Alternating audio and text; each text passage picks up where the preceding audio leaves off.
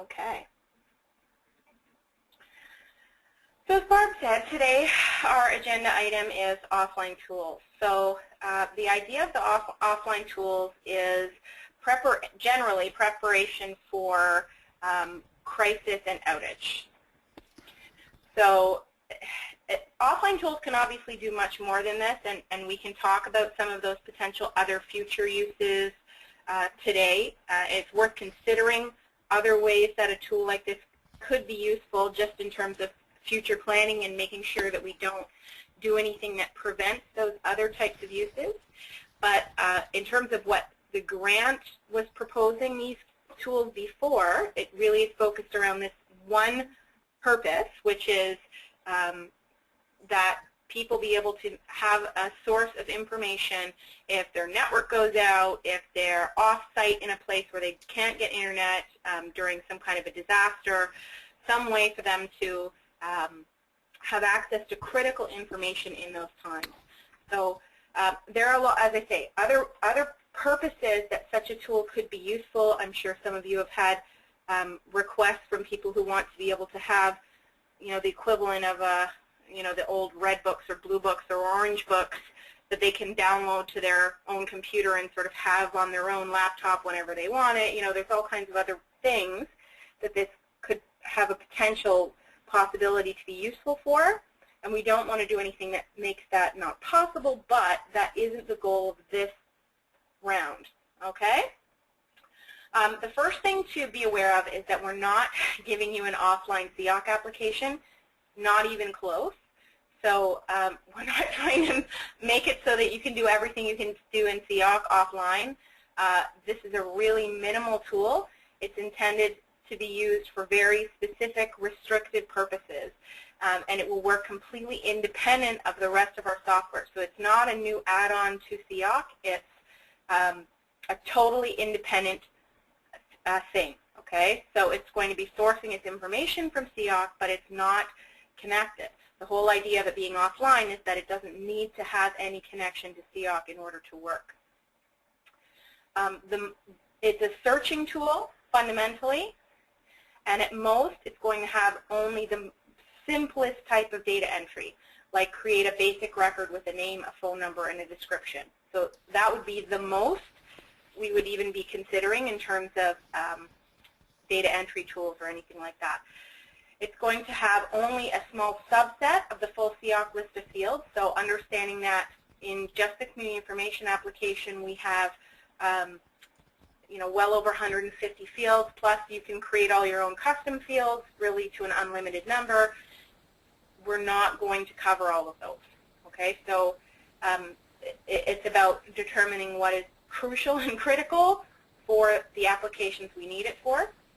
And for that, we want to consult with the membership and find out what your opinion is on what those critical items are, and what is most crucial to you for performing basic INR needs in that particular case of disaster, technology failure, and so on. So if the CIOC servers go down, what minimal things do you need to be able to do to continue to do your job until those servers come back? All right? The first release will be as simple as possible. We need to identify only the most essential needs that people have, not the, wouldn't it be nice if it did this, it would be neat if it did that. No. It's, I have to have this in order to do my work, or this tool will be useless to me unless it does X. Those are the kinds of things that we need to know. It's not that we don't want to document all of those, I would love it if it did X, it would be great if it did Y. Those are really good to know about so that we don't do anything that prevents those things in the future. So it's good information to have, but it's not what's going to happen when we first do this tool. This tool is just going to have the bare essentials. Okay? Okay. Kate, can you hold on just a sec? I lost audio. Is everybody else okay? Can you guys tell? I hear a question just popped up from Jennifer. Yeah, my audio went in and out. Yeah, everyone else was okay. What did you miss, Barb? And I can. Don't worry about me. Okay. Okay, everyone else is okay, so I think we're good. Okay. So, and the funding, proportionately, in terms of the entire project. This was, 1/20th maybe of the project, if I'm remembering the numbers correctly. So this is a teensy little, it's important, and it's not an insignificant amount of work, but the amount that we had allocated to it initially was very small. And so that means we need to keep our initial goal of this tool small enough that we can accomplish it in the amount of time we were expecting to spend. Okay. Deborah is saying that the audio is cutting in and out, so I'm not sure. Maybe move that thing closer in front of you. I don't think that's the issue. So some people are getting steady audio and some people are getting it cut in and out. I wish I could do anything to prevent that, but I have absolutely no control over the audio. Hear something, please ask a question and I will happily repeat myself. Okay. So are there any questions thus far before I go on to the next slide, which is about the basic requirements that we had identified? Okay. So here are the basic things that we believe we need to do. And this is up for discussion, obviously, but this is what we think we need to do. The offline tool has to have these features, that it doesn't require the purchase of additional software, that it has the ability to search by keyword, community, and quick list, the ability to browse a list of organizations, the ability to download information on a defined schedule. So once a week, it would go and update your tool and make sure that you were always at least a week in date to ensure that, if you don't know when your network is going to go out, you wouldn't know ahead of time that CIOC servers were going to go down. So the tool has to keep itself up to date on a reasonable schedule. Otherwise, it's useless. It doesn't help to have a tool that you haven't updated in a year when your internet goes out. You can't, once the internet is out, there's no way to update it. So it has to be happening automatically for you. And the security, the data download rights have to be based on regular data access privileges in CIOC so that you can only download the fields and records that you would normally be allowed to have access to. So any questions about those basic requirements? So that's our current must-have list, the things we think the tool has to do. Additional things we need to think about, how will we decide which fields are going to be part of the tool? How will we ensure that the process of updating the information doesn't create a problem on the server? So if you think about 400 or 500 users who all want their own copy of this offline tool and are all requesting large data downloads on, let's say they want it every day or something. I mean, how are we going to make sure that we're not crushing the servers and impeding people's regular work in order to keep that information up to date? So that's a really significant concern for us. Leslie is asking, would this be something we'd make available to our view clients for their data records? So as I mentioned on that first slide, that's a potential other use of this tool, but that's not the use that is defined in the grant. So we have to consider that people are going to want to use the tool that way. It's important to think about, but that's not the reasoning behind the tool that we had when we did the grant. And so it can't be our primary consideration. We don't want it, if people want to use the tool that way and that's something important for the future, we need to know that, and so that we don't do anything that makes that difficult or don't consider it in terms of the load we're going to have to deal with and so on, but that's not what the tool is primarily designed to do at this point. Okay? All right, so if we don't control how much information is being sent, then we could potentially overload the servers and people won't be able to do their regular work, never mind. It'll bring the servers down and then you'll need those offline tools. So we have to be very careful about how we're controlling and managing this tool so that it doesn't do anything nasty to our existing services. Leslie is clarifying that this is intended for existing top-tier members. So this is intended primarily for the call centers, if I'm being explicit. That was what it was originally scoped to be for was for the regular data managers, or not the data managers, but the regular INR staff in each of these databases to be able to have this in case of the system going offline. It's not, I don't think that we can say we're preventing any particular kind of user from using this tool. So once it's in place, there's nothing, we can't possibly prevent you from using this in any way you see fit, or other than licensing and CIOC saying you're not allowed to distribute this except to X, Y, Z. Really, other than that, there's nothing saying who can use this, and really it's walking a very fine line to say who is legitimately performing an INR service and who isn't. If you have a third-party client who does internal INR for their own specialized agency, are they not just as in need of an offline tool as your 211 call center is? So I don't know that we're saying we're going to restrict it from being used by other kinds of users. Only that original vision for why we were doing this was for the community information call centers. Does that clarify okay? I'm not sure if I'm answering that question well, but okay, yes. Okay, moving on. It would be really helpful to know how important it is to have the ability to enter extra information. So you're on the site of a disaster with your laptop, and people are giving you a list of emergency contacts or resources that they have available, or you're getting information on the fly in a way where you have to be able to jot it down in some way, and ideally would then be able to search it right away in your resource list.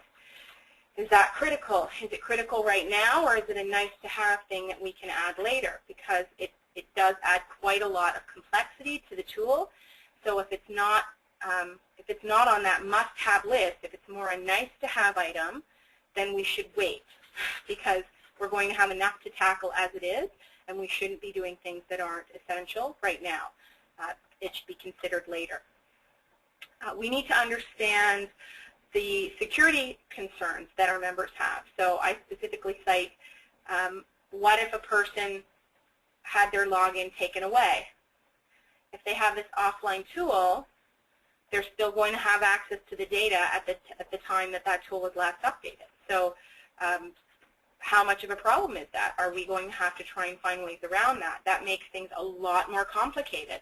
Locking out information that people already have is next to impossible. It's really, really difficult to do that effectively, and certainly changes our options about what kind of tool we can build and how we structure it. So if that is going to be an essential thing that people are going to need to be able to lock someone out of data they've already had, as opposed to getting new updates. So there's a difference between I had the ability to get updates of my data for all of 2009, but then that got turned off into 2010. So that part's easy. So it's really easy to say, okay, no more updates for you. You're never going to get any new record information from this point on because your login has been disabled. That is a relatively easy problem. We're going to completely lock you out and your tool is going to stop working as of 2010. That's a lot harder, and we have to think about what kind of a model we'll use to lock people out. And as I say, it could change what kind of platform we use or what kind of model we use to create the tool. So we need to know, is that a real concern? Is that something we need to be able to address? If not now, then in the future. And then, are we missing any basic requirements that you know about that we're unaware of? So in the end, you are the people that will be using this tool, so you need to tell us what's essential for you. So that's it. With this particular one, it's really, I need to know from you, what do you need this to do? What are your concerns? What are the requirements?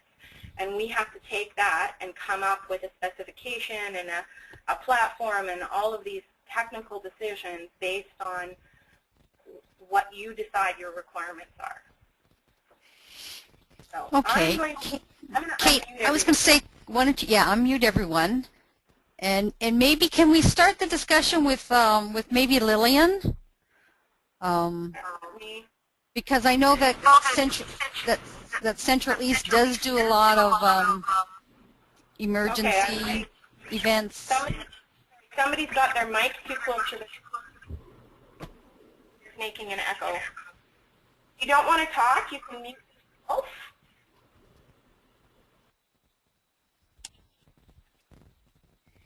It's Lillian. Do you want to try again, Barb? Or? Oh, yeah, I was just going to say, Lillian, if you don't mind starting the discussion, because I know that Central East, you've had some disaster experience, and maybe you can share with us what sort of requirements you might have. Sure. Well, you know, I'm going to ask Kate if she could just step back just a second. It's because I'm my feeble brain. I understand we would download this key information into what I'm not sure as to what is it you're downloading it into. Is it something like a piece of software on my computer that then I can use locally? Is that I'm just missing. Okay. Yes, it's something that would be on your computer. So even if it wasn't on the internet, even if it was not plugged into a network, it would still work. Okay. Okay. So it's sort of like access on my computer, but not. It's got more. It's not likely to. It's not going to be an access because one of our requirements is that you don't have to buy additional software. So it's definitely not going to be an access, but that's the idea. That's something you can just run independently on your computer. Cool. And then ostensibly print to paper if your whole computer system is down. The same. It accomplishes the same thing. Well, so printing is another thing. So it will be. Okay. Okay. Because you can print out of the regular software, right? So I'm not. If printing is a key requirement for you, then we should have that on our list. Right now, that's not on our list. Okay. Well, yeah, because I would love to have a quick and dirty printout so that my staff can use it. But it doesn't have to have all the details, you know, and it would just be something that you could pass around a little bit kind of thing. So I haven't thought about it in detail, but I'd love to be able to do a quick and dirty printout from here. And it would be by, not by org name only, but by some kind of a topic, and that's where I know it gets tricky. So a question about the printout. Are you thinking you're going to need to do this when you can't do a printout out of CIOC? Because this tool is meant for when you can't get into CIOC. Well, and this may be my own particular, I have not put a general heading on every single one of my records, and I'm just trying not to do that because we have, you know, tens of thousands. So I still haven't got a good printout solution by subject. I can do it by org name, but I haven't got it by topic because I don't have general headings on everything. Okay, because I mean the tool isn't going to do that for you. No, right? I guess not. It's going to have far less features than CIOC, right? So if CIOC doesn't do it, this tool is definitely not doing it. Right, because I don't want to have to worry about printing everything off. I want the stuff that's on here, you know, to be dirty. So, Lillian, I'm wondering whether or not if you end up looking at your existing database and flagging those key records that you believe you would want to have access to in such a circumstance and creating on some sort of routine schedule a printout from CIOC of just those records clustered the way you want them, whether that would address your print requirement. It might. It's what has happened, and what we've heard other people do is often in a disaster, especially, you're creating on the fly. It's as new things are happening, you're not really using most of your current stuff, and that's the kind of thing if you can. But then it's still an issue if you haven't got an internet. But what I'm saying is you're creating more records than you have because it's just for the disaster that you're responding right on that to. at that moment, and so in that sort of circumstance, would you create, you know, a special list of some sort? Would you just do it in Word and print it? Do you see what I'm getting at? In other words, there might be other options for you for printed things that are just coming up at that moment that didn't necessarily have to be integrated. Yeah, we've been envisioning CIOC, obviously. It's our the way we do it, and then we can export data down to Toronto, who might be taking over a lot of our calls, you know, stuff like that. There's so many what ifs, and you know, if that's, I haven't thought about this because I hadn't actually looked at this PowerPoint beforehand, which I should have. And that's actually a really big question too, I think, Lillian, because we're not just looking at what we might do in the local community in an emergency, but we have to think in that bigger 211 Ontario picture, and the necessity for find help, whatever, and perhaps all of the 211 centers, or at least some of them, having access to the full provincial database in this context, and not just their local stuff. If they happen to be called, you know, if Toronto gets a big snowfall on Wednesday, heaven only knows what will happen to you know what I mean. There could be situations where the actual, you won't end up with your calls being answered in Toronto. They might be answered in Ottawa because they're the ones who are sitting pretty and the people in Toronto aren't. So to interrupt, all of that stuff requires network and will not work with an offline tool. I was just thinking that. Yeah. But with no, the requirements you're talking about are completely outside of an offline tool. An offline so in other words, the data has to exist in the database that you're drawing from before it can be in the tool. So, all right, there's two things here. One, when you're talking about trading data with other people, you have to have a network to do that. So you have to be connected. You can't. So this tool is for when you're not connected. This tool is for I have no internet. I have, right, that is what this is for. I have no internet or CIOC servers exploded. That's the only purpose for this tool. If CIOC servers haven't exploded and you have internet, you shouldn't be using this tool. No, I know, but I guess what I was thinking of was Ontario CIOC, for example. Will Ontario CIOC be able to use this tool on the Ontario data? Yeah. Well, that's what I was getting at.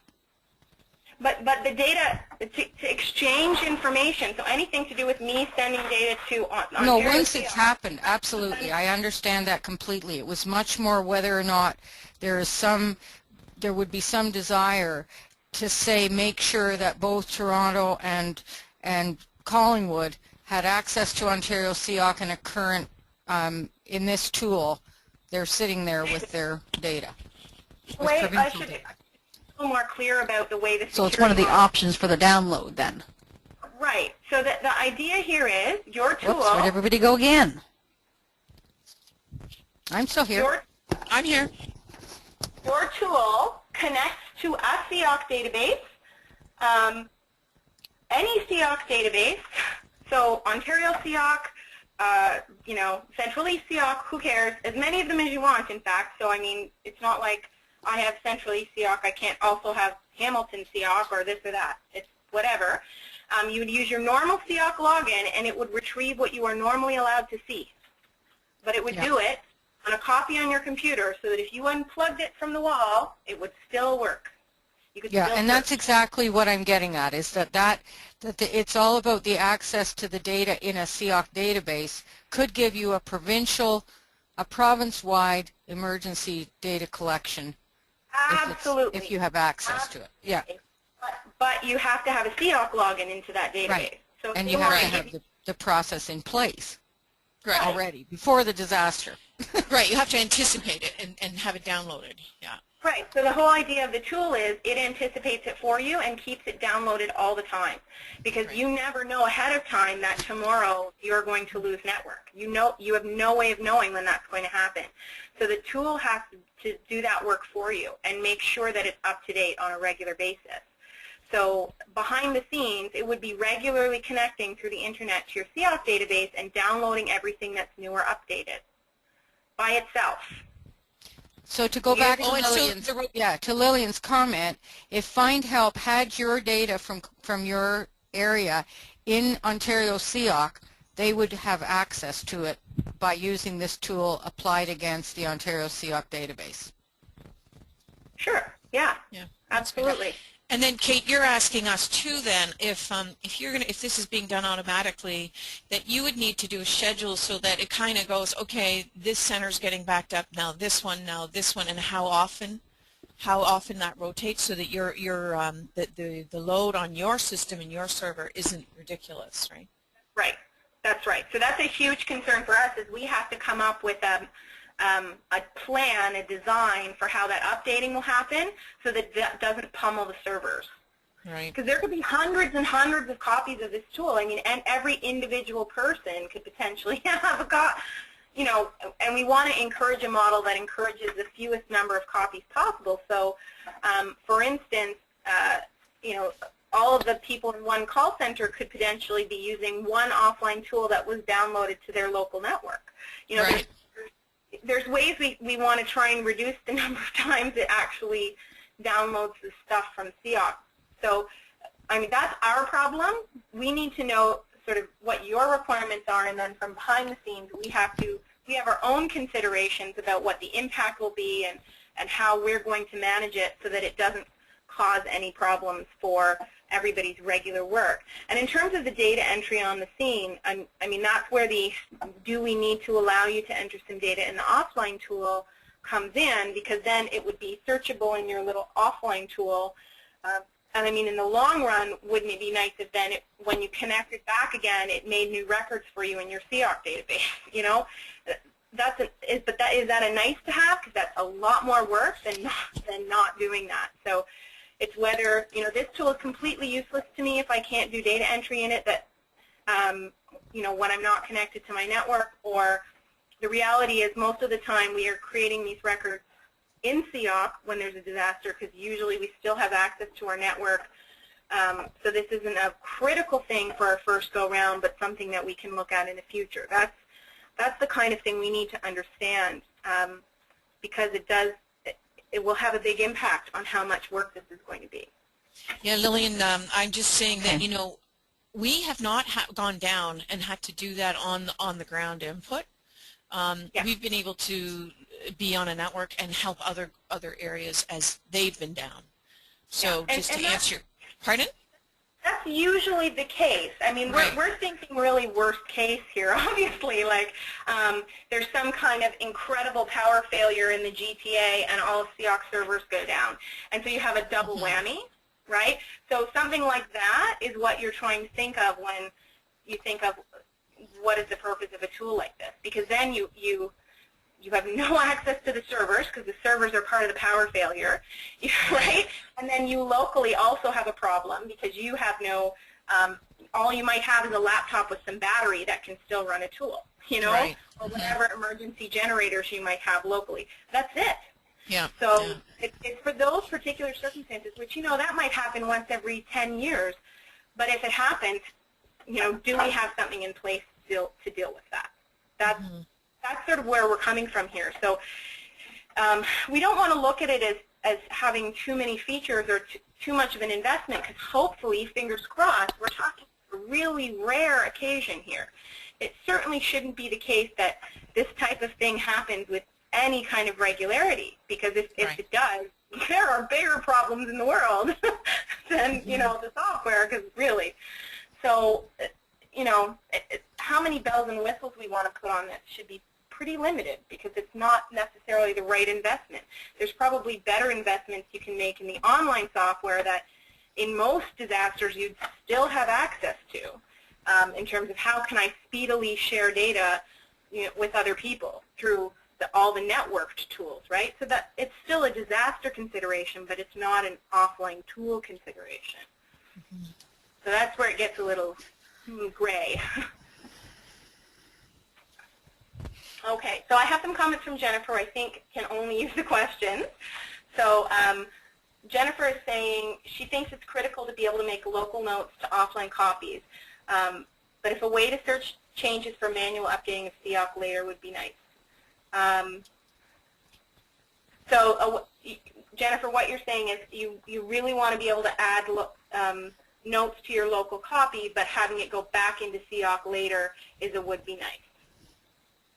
Is that okay? So that's Jennifer's opinion. That, you know, on the fly, I would really like to be able to add my own notes to my own copy, but whether or not it automatically goes back into CIOC is a nice-to-have feature and not a critical one. Because in the end, you can just copy and paste it into CIOC when you get back online if you really had to. I would agree with that, Lillian, here. Okay. Okay, because it's getting it back into CIOC that's much more complex, and I think it's more work, but realistic to be able to say, let me provide an organization name and a description for my record so that I can bring it up in searches and find it, right? So if that's all we're talking about doing, then we can try and at least approach that minimal thing so you can get the data written down, be able to search it, be able to find it, know where it is.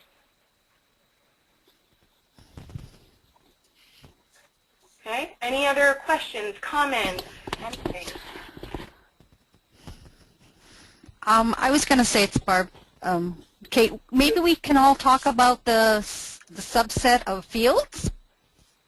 Like what would be the priority? I mean, the first comment would be that, oh, we should always be all the required fields in a record, which is, what, 30, 40, 50 fields, which probably is not realistic for the tool, correct?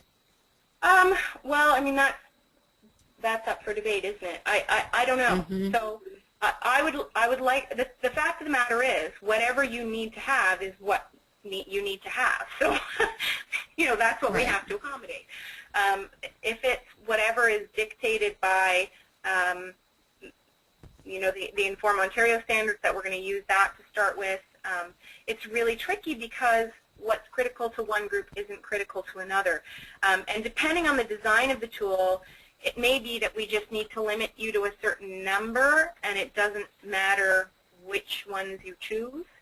So it's tricky. I would like to have the list for myself of what you need, so that whatever we end up coming up with meets those needs.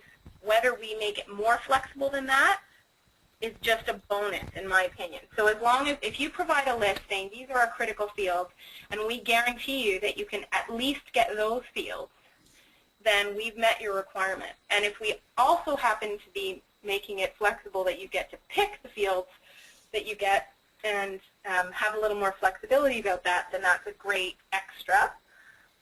But knowing that we're minimally meeting your basic requirements is what I need to know. So how we want to do that, I mean, do we want to, for people who want to contribute and send their list of what they would view as their critical fields, I'm happy to do it that way, or... Well, yeah, that's the question. I mean, do we just use the basic set of required fields and start there, or do we actually need to narrow that down because that's too many as a start? My issue is more that, the standards say these are the required fields, but what people actually use. Locally, and especially federally, across the whole country, is different. So I'm not, although that's potentially a really good place to start and a good reference for people to say, look at, this is our list of standard fields. If Barb, if you wanted to send that out to everyone who's here and say, this is what we think would be the critical fields, can you comment on which ones aren't critical to you, or in your opinion, for this very rare circumstance, because again, this should be under a very rare circumstance, and what's missing that you locally use that isn't here. So, because there are a lot of fields that some of our members use heavily that aren't part of the required field set. So the opinion on that is going to be mixed. And there are some fields that are data management fields that are totally irrelevant for this kind of work, right? You just don't need to know the service level when you're doing a critical emergency with the database down, right? So it's not right. So that'd be a way to start weeding things down a little bit, to pull some of those out from it. What do you actually need when you're answering a phone call in what is a very rare situation here, just for doing your basic INR service? Yeah. See, that also gets into what I think Lillian and Leslie were talking about in terms of subsets. I mean, if the hydro is going to be down for 3 hours, do you need every self-help group in the city, or do you just need? Well, that shouldn't matter. What kind of emergency stuff should you need? That shouldn't matter so much because, I mean, in the end, I think the tool should download Like you should it'll pick the view, whatever your account view is, and it'll download that information, whatever is in your view. And there's no, I mean, it doesn't hurt you to have more records there, and you can't know ahead of time what the problem is. So, you know, what the problem is. And it may be as simple as, you know, CIOC servers go down for 2 hours in the middle of the day. Well, it's not an emergency or a disaster for you, but you still need to be able to serve your clients who are calling. And then for that, you want your whole database. Yeah, it is a different circumstance there. Right? Yeah, depending on who's down. Yeah, I'm sorry, someone was asking something.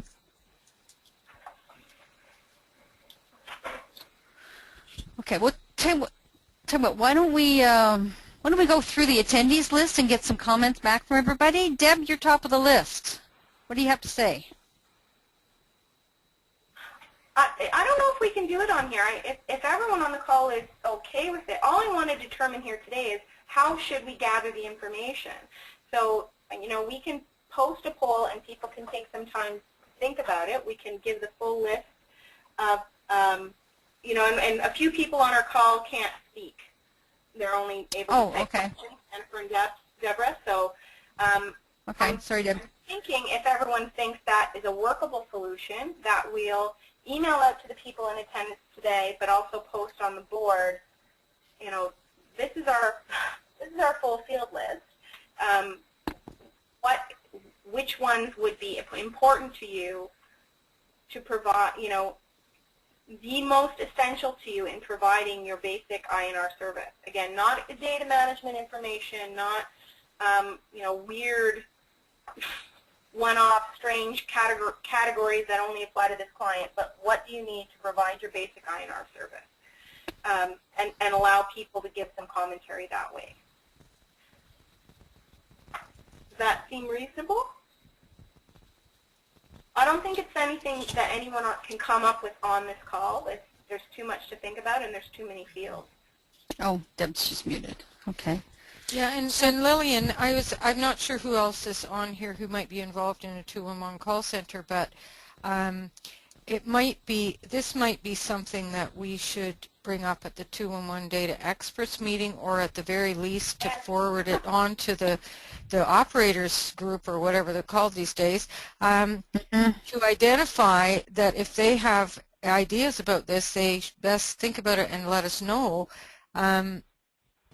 Because I mean, I have no idea where they're at in their own machinations, but it's very likely that this tool will come into play before anything else comes online. So best they should give us feedback so that it will meet what they perceive to be their needs. What do you think, Lillian? Yeah, no, I think that's a good idea for sure. Now, Kate, were you going to put up a preliminary list, did you say, or just going to ask us all for a list? Sorry, I missed that part.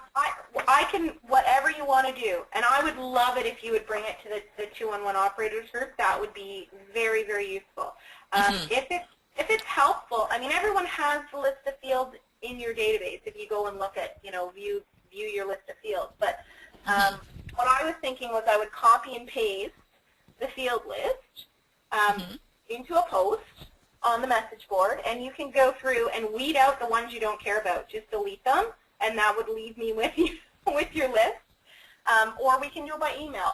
I'm fine with whatever way seems to be the most appropriate. Now, if you're going to bring it to the operators group, then I'm less concerned about bringing it up with the whole board or with the whole message board, because that gets kind of sloppy. I think in a way email will be easier to manage rather than you know, 10 posts with 50 fields in them.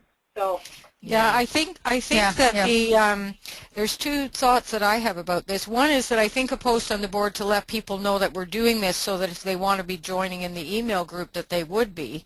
So that would be one thing. But the other is that I do think it needs to come up to the 211 group, probably initially through the experts. And Lillian, I will leave it to you to bring it up, because it works better that way. I think they think I'm a bit of a CIOC proselytizer at that group, and I try to be judicious about when I bring up CIOC, so maybe you could do it. Well, I'm wondering if maybe we shouldn't go through the V3 redevelopment committee, and they shouldn't formally ask for feedback? We got a formal letter from Bill that we're to work with the 211 operators on this. So I mean, the door is open. Okay. There's no issue here. I haven't seen that because we haven't had that meeting yet. Yeah, so. no, we got a formal letter saying that we should be in touch with the operators about it. So I don't. There's no. Okay, so then I think we need. Yeah, I just think we should. I think you might mean the data expert group, but it doesn't matter. That's just semantics. I just want to. The operators are the. Well, yeah. He said to me. This was in me speaking to him verbally at a conference. He said something about the 211 operators or whatever it is. But the point is that we're free to engage those people. So I don't think there's a big issue. But whatever you're comfortable with, Barb, you're the representative from the committee. So just we should do it a little formally. Yeah. Okay. We can work on that. I think it would be a good idea to, if there is going to be some sort of channels through which this kind of, because it's not just about this, that things might come up for Lillian or I or other people who are involved with 211, either at the data experts or the operators, where we might see an opportunity to talk about it. So if we get too if it all has to go through the committee, or we need to determine if there are certain things that need to go through the committee, or if we can actually, when we're in a meeting, say, oh, by the way, yes, we've talked about that at our redevelopment, and if you have ideas, you should certainly let us know. That kind of a message, I think, needs to be possible to give that whenever it's appropriate. Yep, and we've got a few topics on which we know we need to do that, like the multi-member database, the offline tools, and the import-export. All are highly relevant to that group. So if we're going to approach, we probably want to approach about all three. Okay, what was the third one? Sorry. So there's the multi-member database changes. Right. The ones we're making immediately, but also the ones we might need to make further to what we've already planned. There is the offline tools, and there's the import-export work. Ah, that's the other one. Okay, sorry, Leslie? Oh, I just wondered, are you thinking that the development committee, or indeed the board of CIOC itself, should be doing something? Sorry, are you missing your audio? Offline again. Very odd. I can hear you perfectly, if that's any comfort.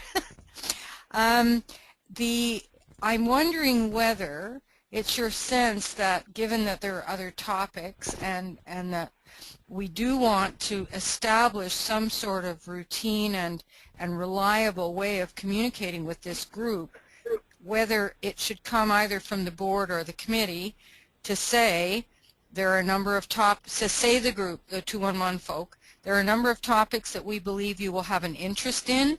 How would you like us to manage the communications about these topics and to receive your feedback, and just get things rolling so that we don't stifle ourselves with having to do things only a certain way, or gee, that's a new topic, we better take it back to the committee. Like, I think we don't want to do that. I mean, this is maybe getting a little bit off. No, I realize that, but I don't want Lillian and I thinking we should be mentioning anything about this. We have a meeting tomorrow, and if we keep our mouth shut, then I just want to know that. Well, I mean, I think that in general there's nothing secret about this project, so I'm pretty sure that you can discuss it if you want to discuss it. It's whether you would like the development committee to sort of put out a formal branch to talk about how they would like us to gather feedback. That's a different thing. Barb, what are your thoughts on that?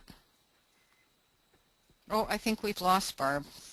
Oh, no. Yeah, and I know I think Barb wanted the development committee to discuss, to broach it. I think that's the feeling I got. I wonder if she's coming back. Well, maybe we can, Lillian, you and Barb as committee members can maybe follow up offline and make some kind of a decision about what you'd like to do. Sure, I can email her. Yeah, and regardless, I won't be doing it because, as I've already mentioned, I keep my CIOC comments to things that only I have to do, and I'm just as glad to have somebody else bring it up than me. I don't want to have them think it's the only song in my repertoire. Well, for this group that's on the phone, I have all your emails. So what I'm going to do is really, really simple. I'm going to send out the big giant list of fields. And if you can just go through and delete the ones that you do not view as an essential item for basic INR, that would be quite adequate as a starting point. And basic INR that's not going to last forever. Like this is really only for short periods of time. Right, exactly. Right? That's got to be pretty key when you start scratching these things off. Well, when you start thinking about short periods of time, if there's a hydro outage, it's sort of the term of your battery or whatever your backup emergency power solution is. Yeah. Yeah. So, I mean, when we get into other kinds of offline references like paper, I mean, honestly, I don't know how anyone manages thousands of records when all you have is paper anyway, but I mean, that's a different kind of backup than what we're talking about. We're talking about electronic backup, and paper backup would really be something you would want to produce out of CIOC, and that would come in with our print tools. Right. So that would be something we would talk about with print tools. So, but in terms of, so just backing away from the fields, because as I say, that's more informational for us so we know we don't leave anything critical out. But in terms of what we have listed as our basic requirements, so we've established that having at least the most minimal data entry would be really quite important to at least some members. So I can enter in a name, a description, and just the most basic, so I can do a little bit of data entry, take a note for myself, and then find it again in my offline tool. That's the only other thing that I believe that we have added to this list. So does you want to take a minute and look at and see if there is anything else that you view as a critical component of this tool, now that I think we have a better understanding of what its purpose is? I need to think about it, Lillian here. I need to think a little bit generally, but I think it's a good thing. But. So as with everything else, there is time to think about it. So it's not like, oh my goodness, we have to have our requirements today. I think we need to have our requirements by the end of the spring, because at some point we have to start actually doing the technical planning to make this happen. But we don't have to know right away today what this is. And today, the purpose of today is to get an understanding of what we're trying to do and gather whatever information we do know.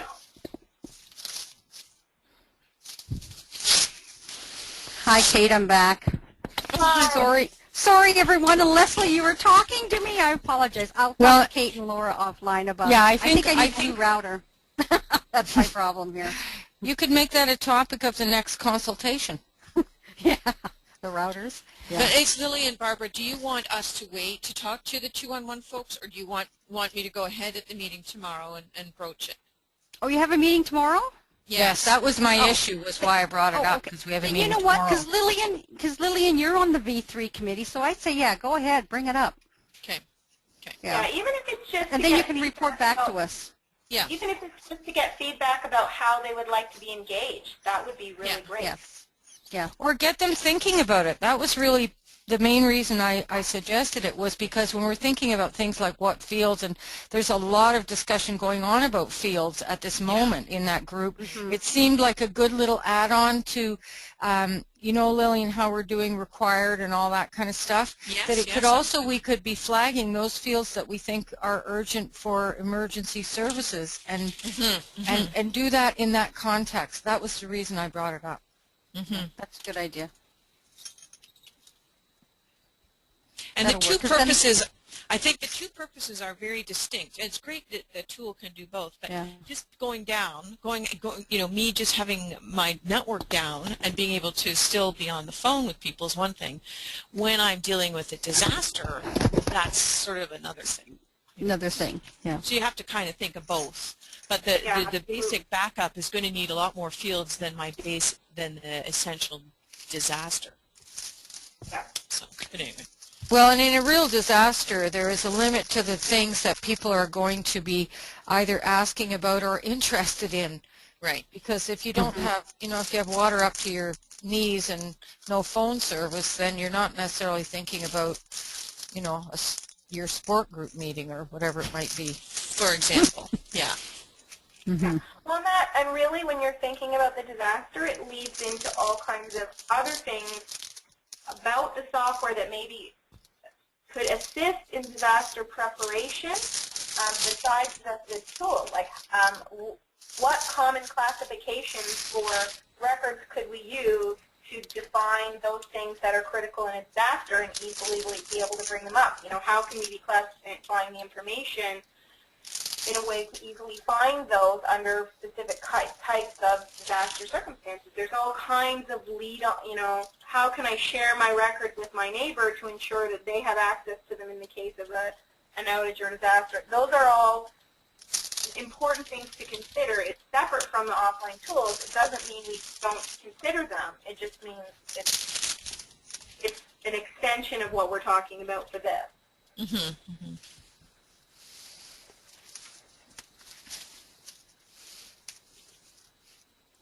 Okay. So,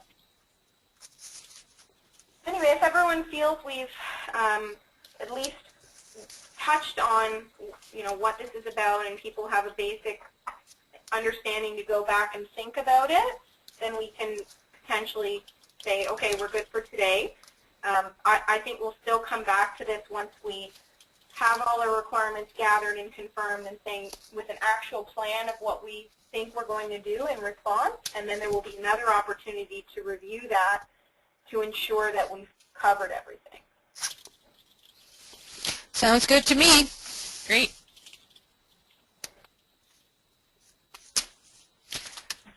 So, Wonderful. thank you, Any Barb. final comments from anyone? Oh, while I was here, need a new router. No, I think it certainly made sense to me. Okay? Yeah, thank you very much. Okay, great. Thank you, everyone. Thanks, everybody. See you tomorrow, Good Lillian. afternoon. Okay, see you tomorrow, Leslie. Bye. Bye now. Kate and Laura, stay put for a sec.